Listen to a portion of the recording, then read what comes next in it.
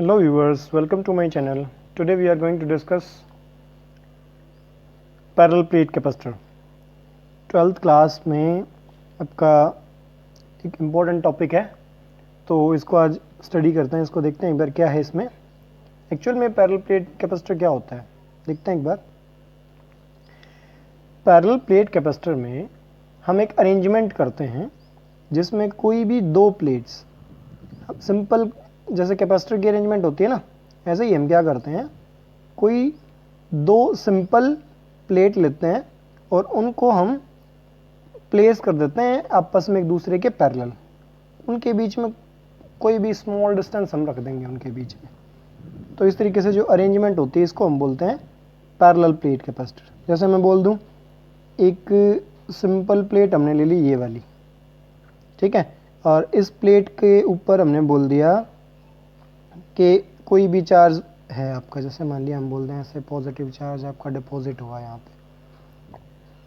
इसके साथ में एक प्लेट और ले लेते हैं हम, सेकेंड प्लेट, इसके ऊपर हम बोल देंगे ऐसे ही आपका नेगेटिव चार्ज की अरेंजमेंट कर रखी है हमने, ठीक है। इन प्लेट्स का जो एरिया है उसको हमने मान लिया कैपिटल ए, ठीक है। और इनके बीच की सेपरेशन, जैसे मान लीजिए जो दो प्लेट हैं ये कितनी सेपरेट हो रखी हैं, तो ये जो डिस्टेंस है इसको हमने बोल दिया डी डिस्टेंस से हमने इसको सेपरेट कर रखा है। अगर हम इतना मान के चलें अभी, तो इसमें क्या है, अगर मान लिया, देखो सिंपल सी बात, ये प्लेट चार्ज है, पॉजिटिव चार्ज है इसके ऊपर, तो हम क्या बोल देंगे, यहाँ पे चार्ज डिस्ट्रीब्यूशन है तो कोई चार्ज डेंसिटी इसकी भी होगी। पॉजिटिव है तो हम बोल देंगे ये जो आपकी प्लेट है ना ऊपर वाली, इसके ऊपर जो चार्ज डिस्ट्रीब्यूटेड है हमने बोल दिया यहाँ पे प्लस क्यू चार्ज डिस्ट्रीब्यूटेड है, इस पे minus of Q charge distributed है। यहाँ पे हम बोल देंगे जो इनकी चार्ज डेंसिटी है वो सिग्मा है, ठीक है, सरफेस चार्ज डेंसिटी इनकी सिग्मा है। इस तरीके से हमने बोल दिया। तो ये जो अरेंजमेंट है ना, इस अरेंजमेंट को हम बोल रहे हैं पैरेलल प्लेट कैपेसिटर। सेम काम चार्ज स्टोर करेगा। इसकी कैपेसिटी कितनी है हमें वो कैलकुलेट करनी है कि इसकी कैपेसिटी टोटल कितनी आती है, किन किन चीज़ों पे वो डिपेंड करेगी, एक बार वो सब देखते हैं।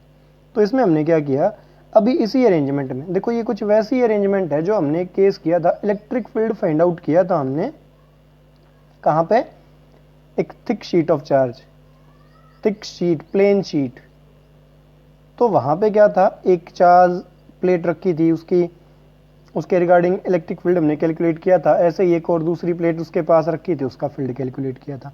तो ये कुछ वैसा ही है। अभी देखो इसमें क्या है, इस प्लेट के जो इनर साइड है यहाँ पे पॉजिटिव चार्ज प्रेजेंट है, यहाँ पे आपका नेगेटिव चार्ज प्रेजेंट है। तो इलेक्ट्रिक फील्ड सेट हो जाएगा इनके बीच में, यूँ करके पॉजिटिव से नेगेटिव की साइड, मतलब इनके बीच में इलेक्ट्रिक फील्ड की कोई ना कोई वैल्यू आ जाएगी, ठीक है।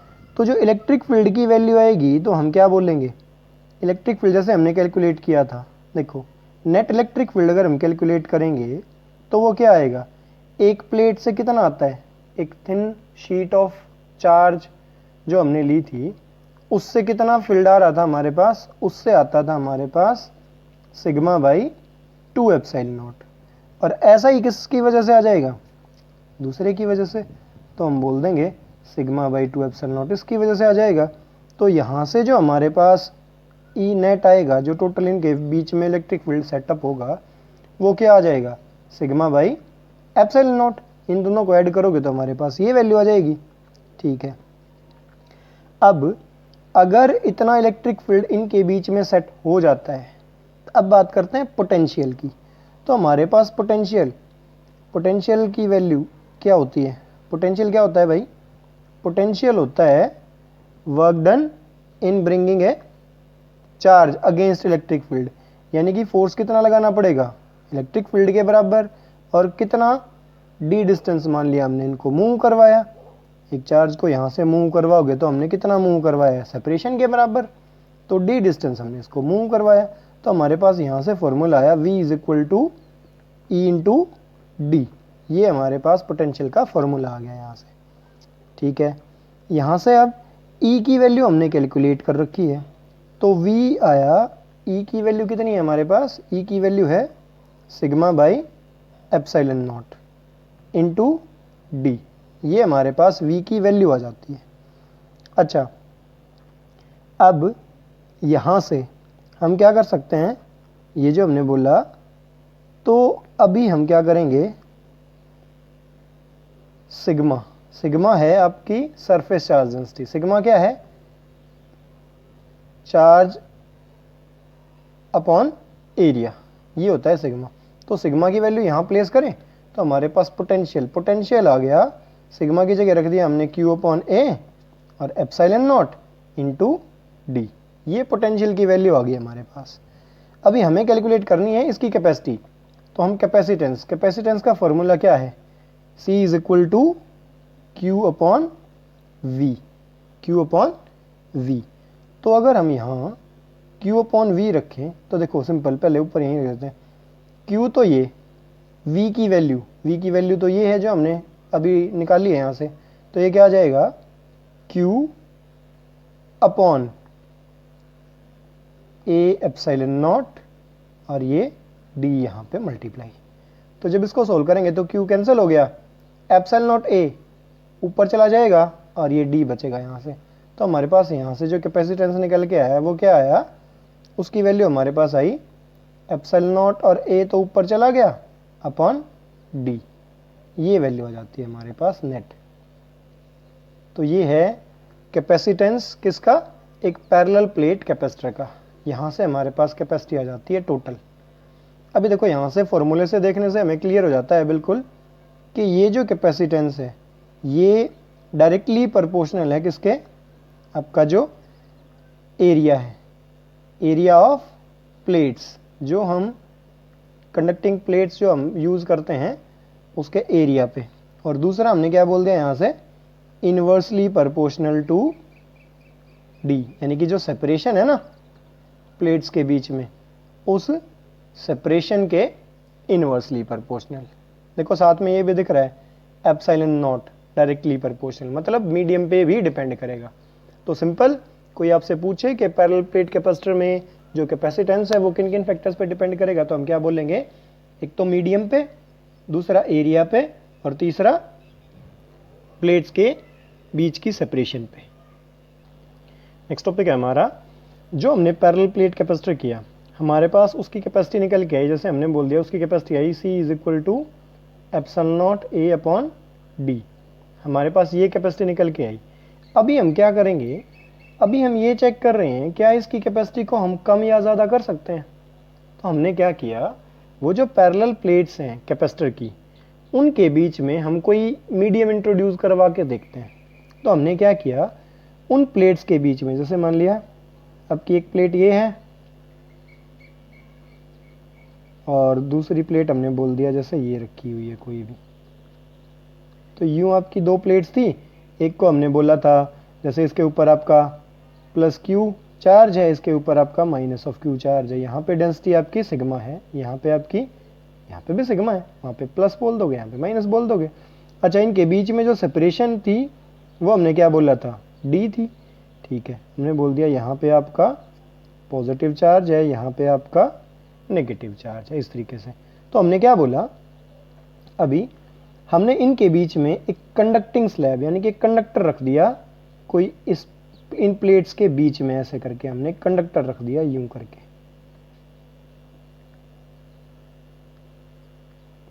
अब ये जो कंडक्टर आपने रखा है, हमने बोल दिया, मान लिया इसकी कोई थिकनेस है, ये थिकनेस कितनी है, ये इतनी सी, इसको हमने बोल दिया स्मॉल t। इतनी थिकनेस की हमने एक कंडक्टिंग स्लैब इसके बीच में रख दी है। अब इस कंडक्टिंग स्लैब का क्या इफेक्ट आएगा वो हम चेक करते हैं एक बार। देखो, कंडक्टर जो होता है उसमें हमने क्या पढ़ा है कि कंडक्टर के अंदर इलेक्ट्रिक फील्ड 0 होता है। चलो इसको अभी देखते हैं, यहाँ पे क्या है, देखें ये जो प्लेट्स हैं आपकी पॉजिटिव नेगेटिव, तो यहाँ पे क्या होगा, पॉजिटिव से फील्ड निकलेगा नेगेटिव तक जाएगा, पॉजिटिव से निकलेगा नेगेटिव तक जाएगा। लेकिन ये जो आपका कंडक्टर आपने रख दिया है, इसके अंदर तो इलेक्ट्रिक फील्ड 0 होता है, तो हमने बोल दिया यहाँ पे तो जो आपका नेट इलेक्ट्रिक फील्ड आएगा भाई वो 0 हो जाएगा। इसका मतलब क्या है, ये जो पैरेलल प्लेट के बीच में जो इलेक्ट्रिक फील्ड सेट होगा वो इस कंडक्टिंग स्लैब को छोड़ के बाकी एरिया में प्लेस होगा। यानी कि ये जो टी थिकनेस का कंडक्टर है इसके अलावा आपका फील्ड है, इसके अंदर फील्ड आपका 0 हो जाता है। ठीक है, तो इसी चीज को हम नोट करते हैं।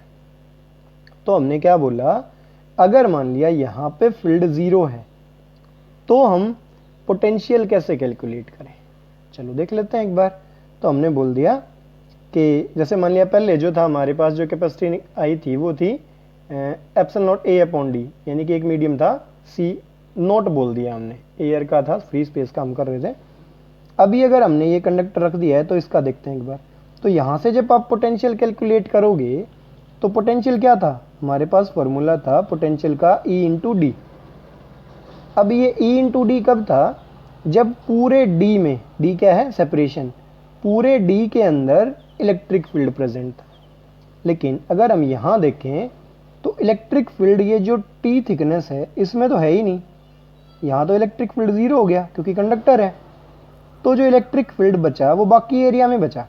तो बाकी एरिया कितना है, D में से T को माइनस कर दें, तो हम यूं बोल दें D में से हमने T को माइनस कर दिया, तो हमारे पास जो पोटेंशियल आया वो आया E into D minus T, क्योंकि इलेक्ट्रिक फील्ड सिर्फ इसी पोर्शन में प्रेजेंट है, इसी पोर्शन में।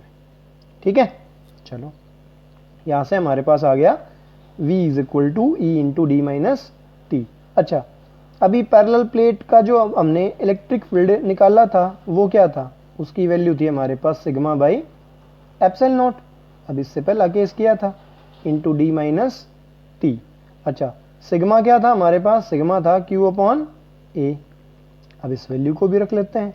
तो यहां से अगर मैं सिग्मा की वैल्यू रख दूं तो हमारे पास जो पोटेंशियल निकल के आया वो क्या आया, Q upon A epsilon not, और ये आया D माइनस टी। ये पोटेंशियल की वैल्यू आई हमारे पास। अभी हमें पोटेंशियल तो चाहिए नहीं था, हमें क्या चाहिए, हमें तो कैपेसिटी निकालनी है इसकी। और कैपेसिटी हम बोल देते हैं, कंडक्टर रखा है दूसरा मीडियम तो C बोल देते हैं, इसका कोई भी नाम रख लो आप। हमने बोल दिया C कैपेसिटी, कैपेसिटेंस कितना आया, ये होता है Q अपॉन V। V की वैल्यू हम यहां से प्लेस करें तो V की वैल्यू हमने यहां से रख दी, तो C is equal to Q upon V की वैल्यू क्या है, Q upon A epsilon not, और यहां पे है D माइनस टी। हमारे पास ये वैल्यू आ जाती है।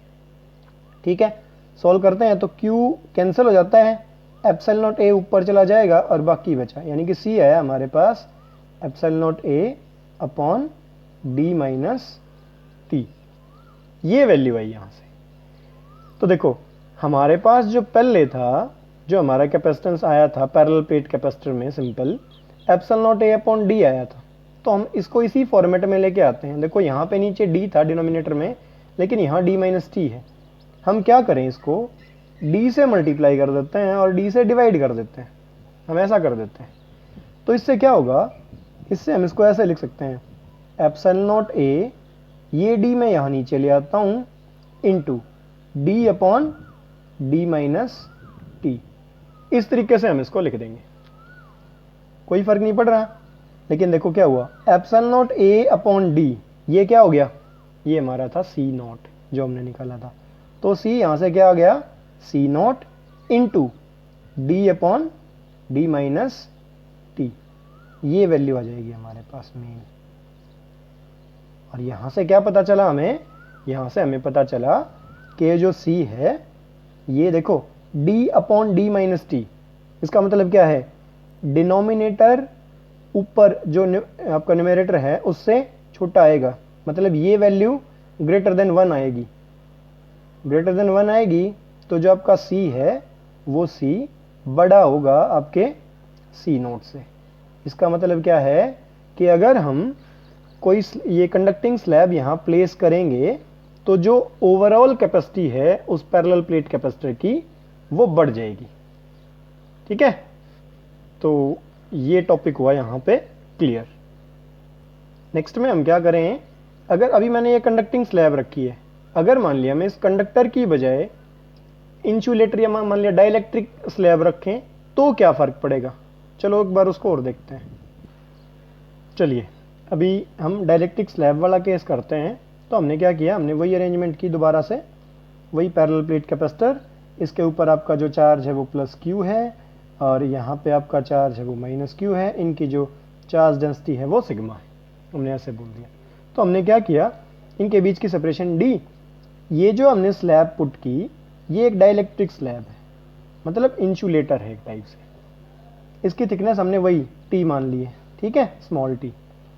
अभी डाइलेक्ट्रिक के केस में क्या होता है, जैसे कंडक्टर में इलेक्ट्रिक फील्ड जीरो हो जाता है, लेकिन डाइलेक्ट्रिक के केस में इलेक्ट्रिक फील्ड जीरो नहीं होता है। तो अगर इलेक्ट्रिक फील्ड जीरो नहीं होगा तो यहां पे क्या किया जाए, देखते हैं क्या होता है। जैसे हम सिंपल बोल दें, अगर डाइलेक्ट्रिक को अगर हम एक बार समझें तो एक डाइलेक्ट्रिक के लिए एक अलग से वीडियो बनाएंगे हम, पूरा कंसेप्ट क्लियर होगा वहां से। अभी के लिए आप सिर्फ इतना मानो कि जो डाइलेक्ट्रिक है ना, जब भी इलेक्ट्रिक फील्ड में प्लेस किया जाएगा, जैसे ये दो टाइप का होता है, एक पोलर एक नॉन पोलर, तो उसका डाइलेक्ट्रिक का अपना खुद का फील्ड होता है और वो फील्ड जो होता है वो एक्सटर्नल फील्ड में जो हमने प्लेस किया है उसको काउंटर करता है।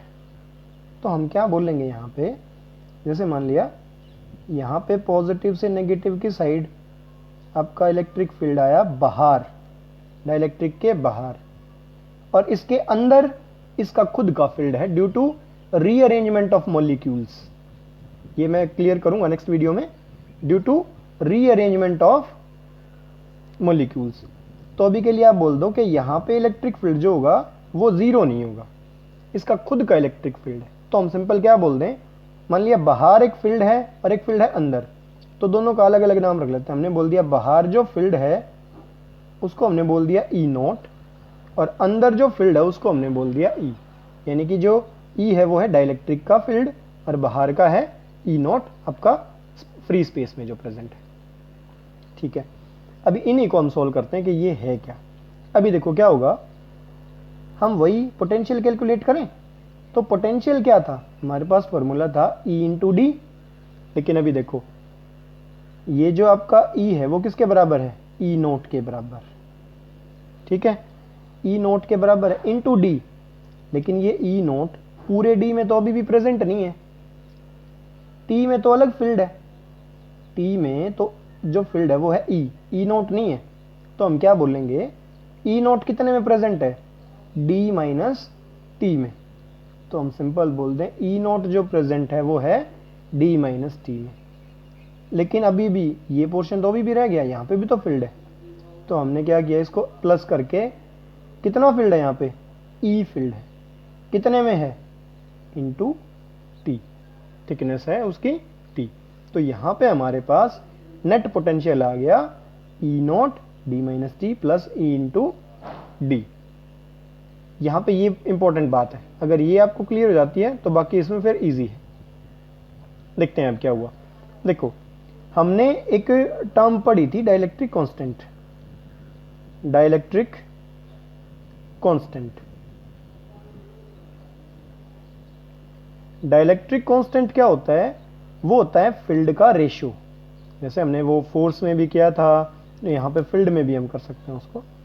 तो डाइलेक्ट्रिक कांस्टेंट क्या था, K से हमने उसको डिनोट किया था, और वो एक्चुअल में क्या था, वो था जैसे E नॉट अपॉन E, दो फील्ड का रेशियो, दो फील्ड का रेशियो हमारे पास डाइलेक्ट्रिक कांस्टेंट होता है। ये हमने कूलम्स लॉ जब किया था तब हमने डाइलेक्ट्रिक कांस्टेंट को स्टडी किया था। तो अगर हम इसको यूज करें यहाँ पे, तो देखो यहां से हम E की वैल्यू निकाल लेते हैं। E ऊपर चला गया तो ये आया E नॉट अपॉन K के बराबर, E नॉट अपॉन K के बराबर। तो ये E की वैल्यू हम यहां रख देते हैं। अब E की वैल्यू जब हम यहां रखेंगे तो देखो क्या चेंज आया, V is equal to E not D minus T plus E की जगह क्या आ गया, अब जो हमने वैल्यू निकाली है, E की वैल्यू है E नॉट बाई K, तो हमने बोल दिया यहां आया E not by K into T. Clear, okay. अब इन दोनों में से ई नॉट कॉमन आ सकता है, ई नॉट कॉमन आ गया, और ई नॉट कॉमन आने के बाद क्या बचा आपका, हमारे पास बचा D minus T plus T by के, ये वैल्यू आई, टी बाई के यहाँ बच गया और डी माइनस टी यहाँ बचा। ठीक है, अभी हम क्या करें, ई नोट की वैल्यू रख सकते हैं। ई नोट की वैल्यू क्या है, ई नोट था हमारे पास जो पैरेलल प्लेट कैपेसिटर, जो पैरेलल प्लेट्स की वजह से आया था, वो क्या था, sigma by epsilon not, sigma by epsilon not, और सिग्मा की वैल्यू क्या है, क्यू अपॉन ए। तो मैं एक साथ रख रहा हूँ, sigma by epsilon not E note की वैल्यू है और सिग्मा की वैल्यू है क्यू अपॉन ए, और बाकी बचा आपका D minus T plus T by के, ये वैल्यू आ जाती है हमारे पास इस तरीके से। फिर हम कैपेसिटर निकाल लेंगे, यानी कि सी की वैल्यू क्या है, Q upon V, Q upon V, तो Q अपॉन वी हमने ये निकाला है, तो V की वैल्यू रखें, वो आई Q upon A epsilon not, और यहाँ पे क्या है, D minus T plus T by के, ये वैल्यू हमारे पास यहाँ आ जाती है। तो Q कैंसिल हो गया, एप्सिलॉन नॉट ए ऊपर चला गया, हमारे पास वैल्यू है epsilon not A upon D minus T plus T by के, ये वैल्यू आ जाती है हमारे पास। अब यहाँ से आप देखें, ये हमारे पास नेट वैल्यू आ गई है कैपेसिटेंस की टोटल। अगर हम ये कैपेसिटी और जो पहले हमने सिंपल पैरेलल प्लेट कैपेसिटर को सोल्व किया था, अगर इन दोनों को कंपेयर करें, देखो वो है epsilon not A upon D, यहाँ पे है D minus something, D minus something, तो यहाँ से भी क्या आएगा, डिनोमिनेटर कम हो रहा है, मतलब वैल्यू इंक्रीज होगी आएगी, तो हम बोल सकते हैं सी ग्रेटर देन होगा आपका सी नोट। मतलब क्या है, जो अगर आप डाइलेक्ट्रिक स्लैब प्लेस करोगे तो ओवरऑल जो कैपेसिटी है पैरेलल प्लेट कैपेसिटर की, वो इंक्रीज हो जाती है। अब इसमें एक चीज़ और है, अगर मान लिया एक केस है इसका स्पेशल, जैसे हम क्या बोलें, अगर हम ये मान लें कि ये जो आपका डाइलेक्ट्रिक हमने प्लेस किया है, कोई भी आप कंडक्टिंग में भी कर सकते हो और इसको यहाँ पे भी, अगर मैं ये यहाँ पे टी थिकनेस थी, अगर मैं इस टी को इस सेपरेशन के बराबर कर दूं, यानी कि इसका जो बीच का मीडियम है उसको पूरा डाइलेक्ट्रिक कर दूं, तो क्या हो, यानी कि मतलब क्या है, टी को डी के बराबर कर दूं, तो इसके बीच का जो स्पेस है वो पूरा डाइलेक्ट्रिक हो गया। तो अगर हम, मैं लिख देता हूं, if thickness becomes equal to separation, तो क्या हो, देखो यहाँ पे अगर मैं टी डी के बराबर हो जाए तो ये यहाँ आ जाएगा डी, और वैल्यू क्या आएगी देखते हैं एक बार, epsilon not A upon D minus D, ये तो हो गया 0, और ये आएगा D upon K, D upon K ऊपर चला गया। ठीक है, तो देखो यहाँ से क्या आया, यहाँ से वैल्यू आई हमारे पास epsilon not A upon D into K, ये जो epsilon not A upon D है ये क्या था, ये था हमारा सी नॉट, तो यहाँ क्या बोल दूं मैं, ये आ जाएगा becomes equal to C not into K, C not into के, तो ये वैल्यू आ जाएगी हमारे पास नेट। देखो यहाँ से एक, बल्कि एक और हम कर सकते हैं, ये जो आपका डाइलेक्ट्रिक कांस्टेंट है इसकी वैल्यू दोबारा से निकाल सकते हैं, तो ये जो डाइलेक्ट्रिक कांस्टेंट है के, ये क्या आया, ये आया C upon C not, C upon C not, एक ये भी नई टर्म आपकी डाइलेक्ट्रिक कांस्टेंट है, ये कैपेसिटेंस की फॉर्म में भी हम इसको डिफाइन कर सकते हैं। तो ये था आपका टोटल पैरेलल प्लेट कैपेसिटर, जिसमें हमने क्या किया, सिंपल स्टडी किया और फिर उसकी कैपेसिटी को कैसे कैसे हम चेंज कर सकते हैं, वो सारा हमने यहाँ पे कवर किया। इनमें से आपका किसी भी टॉपिक में कोई डाउट है तो एक बार उसको कमेंट सेक्शन में मेंशन करें, मैं उसको क्लियर करूँगा। और इस वीडियो में अभी आपके लिए इतना ही, मिलते हैं नेक्स्ट वीडियो में नेक्स्ट टॉपिक के साथ, तब तक आप एंजॉय करें, and thanks for watching my video, thank you. Subscribe for more videos.